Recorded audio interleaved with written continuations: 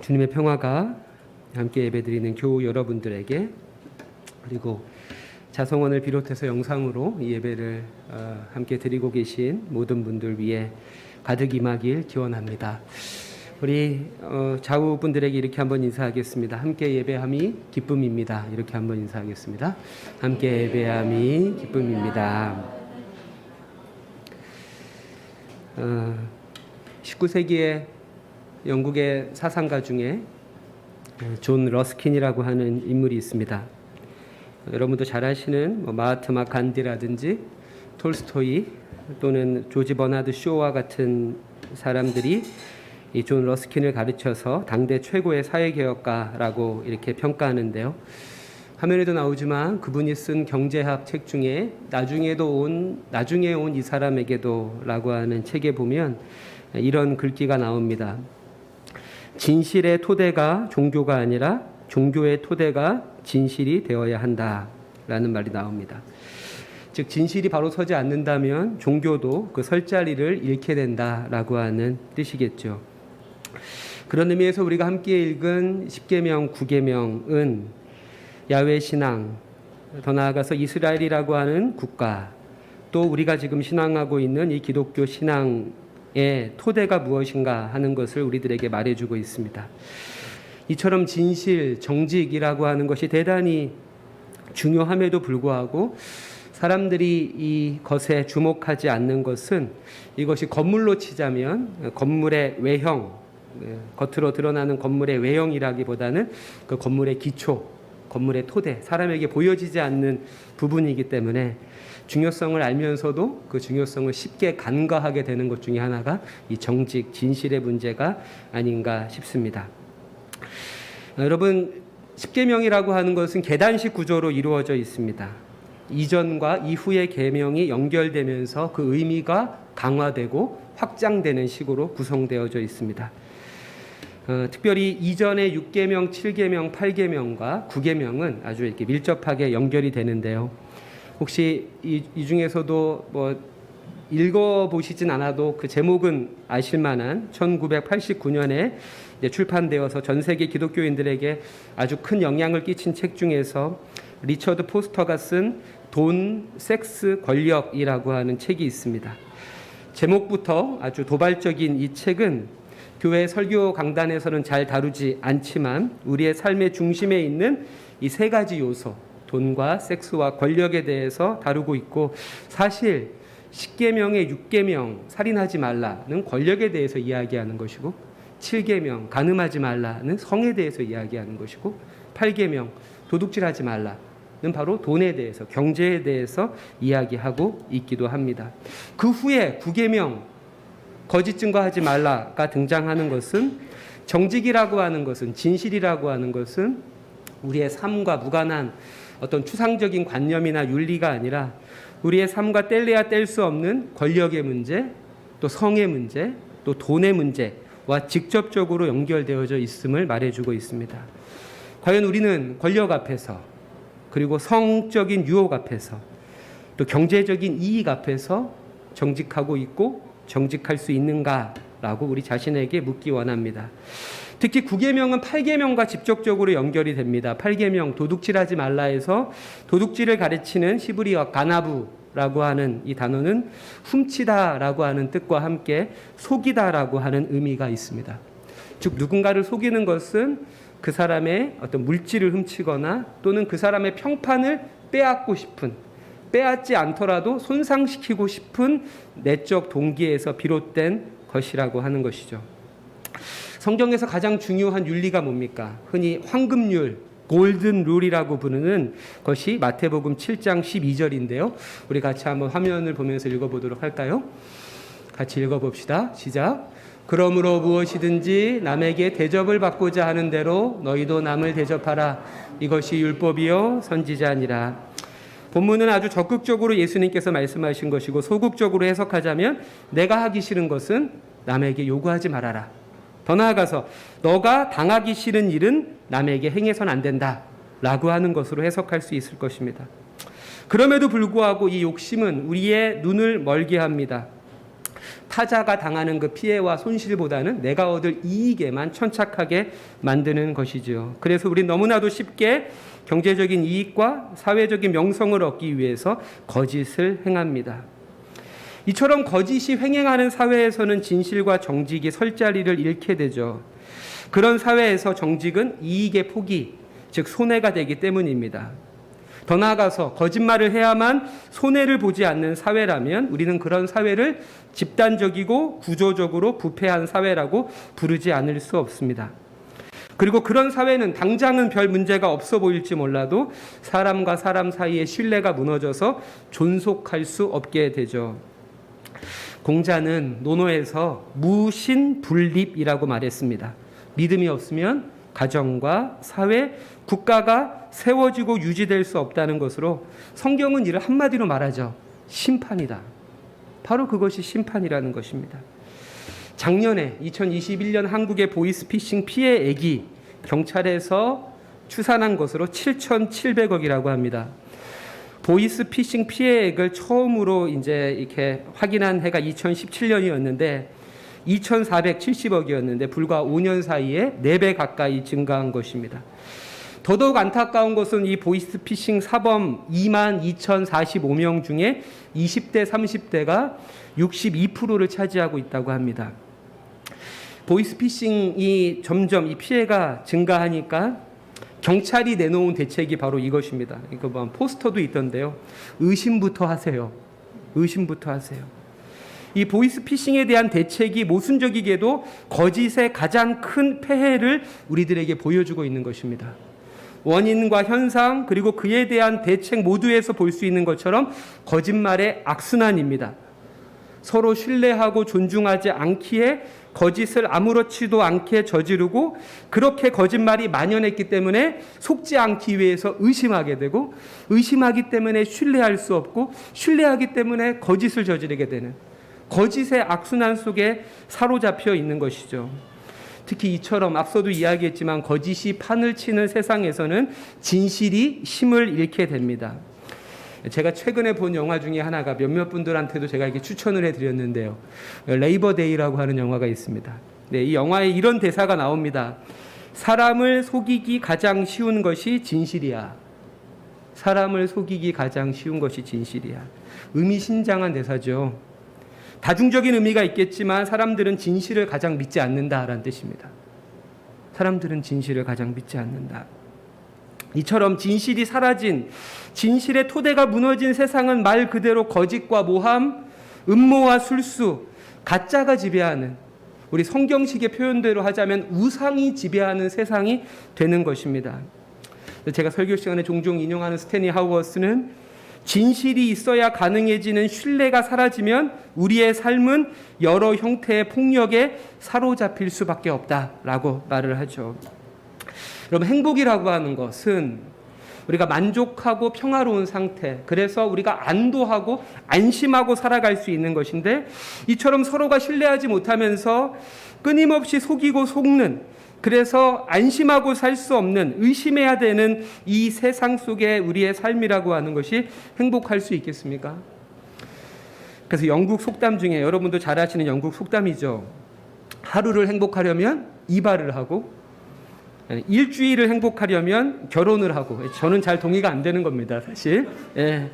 한 달을 행복하려면 말, 홀스를 사고, 한 해를 행복하려면 집을 사고, 평생을 행복하려면 정직해라 라고 말하는 것도 이것이 결코 과장이 아니라고 하는 것이죠.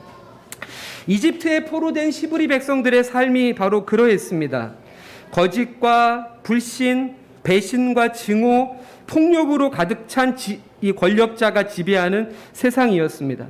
그러하기에 그곳에는 쉼과 안식, 만족과 평화가 없는 삶이었죠.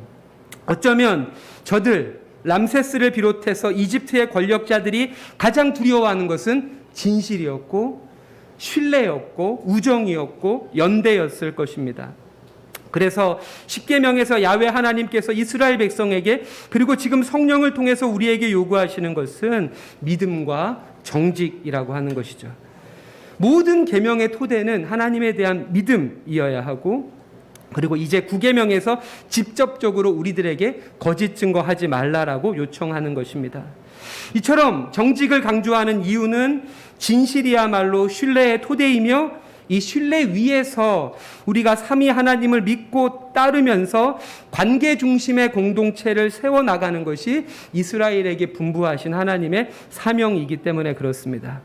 이처럼 세상과 역사 한복판에 살아가는 우리 성도와 교회는 이집트와는 달리, 그리고 세속의 사회와는 달리 정직과 신뢰의 기초 위에서 사람과 사람 간의 진실한 우정과 사랑이 가능함을 보여주는 살아있는 증거로서 존재해야 되는 것이죠. 여러분, 유엔은 산하 자문기구인 지속가능 발전 해법 네트워크, 약자로 SDSN인데요. 매년마다 행복 보고서를 발표합니다. 올 3월에도 발표했는데 전 세계 1위는 작년에 이어서 핀란드이고요. 그리고 우리나라는 59위입니다. 그리고 아시아에서 1위는 대만인데요. 대만은 세계에서 26위이죠. 그 보고서의 행복을 이렇게 평가하는 그 지수가 6가지인데요. 첫 번째가 1인당 국민소득, GDP라고 부르는 1인당 국민소득, 그 다음에 기대수명, 그 다음에 사회적 지지, 그리고 선택의 자유, 그리고 기부의 총량으로 평가하는 관용, 마지막이 부패지수입니다. 부패지수. 우리나라 같은 경우에는 GDP라든지 기대수명처럼 정량적인 평가에서는 높은 점수를 받지만 그 외에 나머지 행복에 아주 중요한 4가지 요건에서는 높은 점수를 받지 못하지요. 그리고 잘 생각해보면 사회적 지지, 관용, 부패, 선택의 자유, 이런 것들은 정직과 신뢰를 빼고는 이야기할 수 없는 요소라고 하는 것입니다. 이처럼 행복의 지표 대부분이 신뢰와 관련이 되어져 있고, 결국 정직과 신뢰가 내팽개쳐진 이 각자 도생의 시대 속에서 10계명은 근본적으로 새로운 삶을 하나님의 자녀들이 살아가야 한다라고 우리들에게 요청하고 있는 것입니다. 우리는 어떠한 하늘과 땅의 형상도 아닌 고난받는 종으로 오신 예수 그리스도를 통해서 자기 자신을 계시하신 그 하나님을 신뢰하며 그 사랑을 주고받는 진실한 성도의 교제, 즉 교회 공동체를 통해서 이 땅 가운데 하나님의 나라를 이루어가야 한다라고 하는 사명을 부여받았습니다. 여러분, 그렇다면 우리 성경에서 이야기하는 이 정직이라고 하는 것은 어떤 것이고, 더 나아가서 우리는 어떻게 정직한 삶을 살아갈 수 있을까요? 먼저 이 9계명은 말에 대한, 언어에 대한 계명입니다. 여러분도 잘 한 번쯤은 들어보셨을 독일의 철학자 마틴 하이데거가 이런 이야기를 했죠. 언어는 존재의 집이다. 우리 한자로 보더라도 믿을 신자를 이렇게 나눠보면 사람 인자의 말씀 언자입니다. 사람의 입에서 나오는 말이 결국에 신뢰를 결정한다. 신뢰는 말에서 결정되는 것이다 라고 하는 것이죠.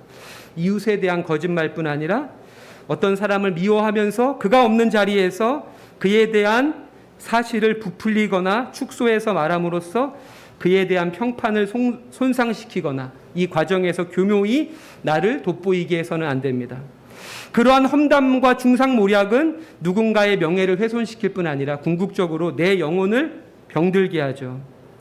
그 대신에 우리는 언제나 이웃의 이름과 명예를 존중하고 세워주는데 힘써야 하는데, 이를 위해서 이웃에 대한 시기와 질투, 그리고 무시와 혐오, 편견을 벗어버려야 합니다. 우리 시편 말씀을 같이 한번 볼까요? 시편 15편 1절부터 3절인데요. 우리 한 절씩 같이 읽고 3절은 같이 읽도록 하겠습니다. 여호와여, 주의 장막에 머무를 자 누구 오며 주의 성산에 사는 자 누구 오니까? 정직하게 행하며 공의를 실천하며 그의 마음에 진실을 말하며 그의 혀로 남을 허물하지 아니하고 그의 이웃에게 악을 행하지 아니하며 그의 이웃을 비방하지 아니하며. 아멘. 여러분, 그렇다면 우리가 거짓에서 벗어나기 위해서 어떻게 해야 될까요? 성경은 모든 죄를 선악과 사건이 시작이라고 설명을 하고 있습니다. 특별히 이 사건은 하와와 뱀의 대화로 이제 시작이 되는데요. 우리 창세기 3장 1절 우리 같이 한번 읽어볼까요? 3장 1절 시작. 그런데 뱀은 여호와 하나님이 지으신 들짐승 중에 가장 강교하니라. 뱀이 여자에게 물어 이르되 하나님이 참으로 너희에게 동산 모든 나무의 열매를 먹지 말라 하시더냐. 아멘. 모세는 이 뱀을 간교하다라고 이렇게 소개하고 있죠. 이 간교하다라고 하는 히브리어가 아룸입니다. 어원은 아람인데요. 뜻은 발가벗기다, 교묘하게 다루다라는 뜻입니다. 뱀은 교묘한 거짓말로, 교묘한 질문으로 하와 내면에 있는 욕망과 결핍을 자극합니다. 하나님은 선악과를 제외한 동산 모든 나무를 먹을 수 있다고 말씀하셨는데 뱀은 이 여인에게 선악과를 포함해서 모든 동산의 나무를 먹지 말라고 하나님이 하셨냐라고 하와에게 질문하고 있고, 하나님을 결국 인색한 하나님으로 이렇게 묘사하는 것이죠. 그리고 하와는 이 의도에 넘어가서 이렇게 답을 하죠. 우리 3장 3절인데요. 같이 한번 볼까요? 시작. 동산 중앙에 있는 나무의 열매는 하나님의 말씀에 너희는 먹지도 말고 만지지도 말라 너희가 죽을까 하노라 하셨느니라. 아멘. 하나님은 아담과 하와에게 선악과를 먹지 말라 하셨지 만지지 말라는 말씀을 하지 않았죠. 하지만 하와는 하나님은 우리에게 이거를 먹지도 말라고 하셨고 만지지도 말라고 하셨다라고 하면서 하나님을 인색한 하나님으로 이야기한 뱀의 교묘한 꼬임에 넘어간 것으로 보입니다. 그리고 그 안에 불만이 이 말 속에 3절 말 속에서 표출된 것으로 보이죠. 뱀은 5절에서 마지막으로 하와에게 그 안에 감춰져 있는 내적인 욕망을 이렇게 충동합니다. 3장 5절 같이 한번 읽겠습니다. 너희가 그것을 먹는 날에는 너희 눈이 밝아져 하나님과 같이 되어 선악을 알 줄 하나님이 아심이니라. 아멘. 하와 속에 숨겨져 있는 그 죄의 씨앗, 죄의 뿌리는 하나님과 같이 되고자 했던 교만이었던 것이죠. 여러분, 교만이라는 것은 무엇입니까? 달리 말하면 강해지려는 마음이고 높아지려는 마음이고, 달리 보면 자신의 약점과 자신의 한계를 감추려는 마음입니다. 그렇기에 교만은 반드시 거짓을 낳고 자기 기만을 낳습니다. 그리고 자기 기만이라고 하는 것은 스스로 자신의 삶을 포기하는 것이기 때문에 어찌 보면 그것은 죽음이라고까지도 이야기할 수 있습니다. 그렇다면 진실이라고 하는 것은 무엇일까요? 진실은 있는 그대로의 자기 자신이 되는 것이죠. 그것이 진실이라고 하는 것입니다. 더하지도 않고 빼지도 않은, 부풀리지도 않고 축소하지도 않은 본래 그대로의 자기 자신이 되는 것이 바로 진실입니다. 그리고 이것이야말로 하나님 안에서, 신앙 안에서 가능한 것이라고 하는 거죠. 여러분, 제가 가장 정직할 수 있는 사람이 누구겠습니까? 제가 누구에게 가장 정직할 수 있을까요? 예, 제 아내에게 가장 정직한 것 같아요. 예. 먼저는 저를 너무나 잘 알기 때문에 제가 속일 수가 없습니다. 예, 조금만 속이려고 해도 티가 바로 나죠. 화면을 잠깐 보면 여러분, 뭐 유튜브에도 많이 나오는 아주대학교 심리학과의 김경일 교수의 그 강연 중에 나온 사진을 제가 이렇게 뭐라 그러죠? 이런 거를요? 사진을 캡처한 건데요. 김경일 교수는 사람의 눈과 동물의 눈을 비교하면서 어떤 차이가 있느냐라고 질문을 합니다. 그러면서 인간만이 신자가 크다는 거죠. 신자가 크기 때문에 거짓말이 쉽게 발각된다는 것이고, 그 이유는 공존과 상생을 위해서는 정직성이 요구되기 때문에 거짓말을 하지 못하도록 진화된 것이다 라고 이야기합니다. 물론 그 결론에는 동의하지 않고 거짓말을 하지 못하도록 창조된 것이다 라고 저는 생각을 합니다. 그렇게 생각해 보니까 실제로 이단 교주들의 특징 중에 하나가요, 검은자가 큽니다. 제가 약간 내피셜일 수도 있고 몇몇 증거만 갖고도 이야기할 수 있는 건지 모르겠는데요. 이단 교주들의 특징이 검은자가 아주 커요. 다른 사람을 미동도 하지 않고 속일 수 있는 거죠. 예. 저는 다행히 신자가 크기 때문에 아내에게 조금만 거짓말을 해도 발각이 나고, 최근에도 한번 거짓말은 아니었지만 어떠한 말이 이렇게 한번 발각이 돼가지고 난처했던 적이 있었습니다. 제가 아내에게 거짓말을 하지 않는 이유는 거짓말을 할 수 없어서가 아니라 사실은 거짓말할 필요가 없기 때문이죠. 제 모습을 있는 그대로 인정하고 사랑하려고 노력하는 사람이기 때문입니다. 물론 그 과정에서 당연히 갈등과 다툼도 있습니다. 예, 많습니다, 여러분. 이처럼 거짓의 유혹을 극복하기 위해서 무엇보다 우리의 삶이 거짓말할 필요 없는, 거짓이 필요 없는 그런 신뢰할 수 있는 이들과 연결되어져 있는 것이 가장 중요합니다. 그리고 그것은 하나님과의 관계에서 비롯되는 것이죠. 여러분, 하나님은 우리의 겉모습, 우리의 사회적 명성, 어떤 사회적 스펙보다 우리 내면의 중심의 진실함을 원하시는 분입니다. 우리 시편 51편 6절을 같이 한번 읽어볼까요? 같이 읽어봅시다. 시작. 보소서, 주께서는 중심의 진실함을 내게 지혜를 은밀히 가르치시리이다. 아멘. 예, 말씀이 아까 중간에 잘렸네요. 보소서, 주께서는 중심이 진실함을 원하시오니 내게 지혜를 은밀히 가르치시리이다. 아멘. 여러분의 내면의 진실함, 있는 모습 그대로를 사랑하시는 그 하나님 앞에 나아가시길 바랍니다. 또한 새사랑 공동체가 그런 공동체이길 원합니다.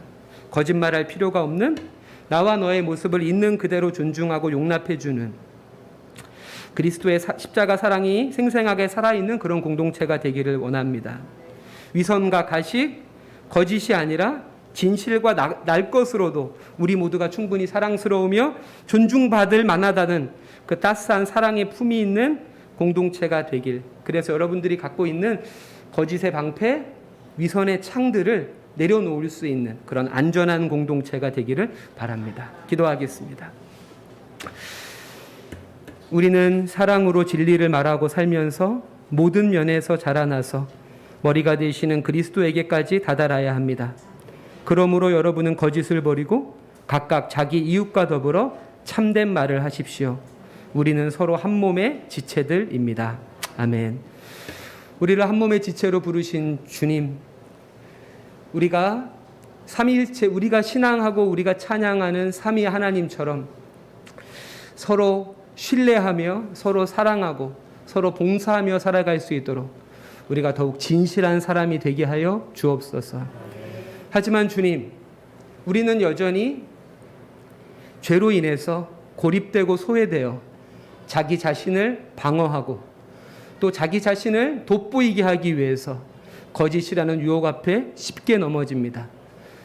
한 주의 삶 동안 우리가 하나님의 자녀임을, 우리가 하나님 보시기에 심히 좋은 하나님의 걸작품임을 잊지 않아 위선과 거짓을 버리고 하나님의 보좌 앞에서 우리의 존귀함을 날마다 깨닫게 하시며 또 그렇게 우리를 사랑하는 이 공동체 안에서 우리의 오래되고 뿌리 깊은 위선과 거짓의 습관들이 변화되고 새로워지는 은총을 저희들 모두가 경험케 하여 주옵소서.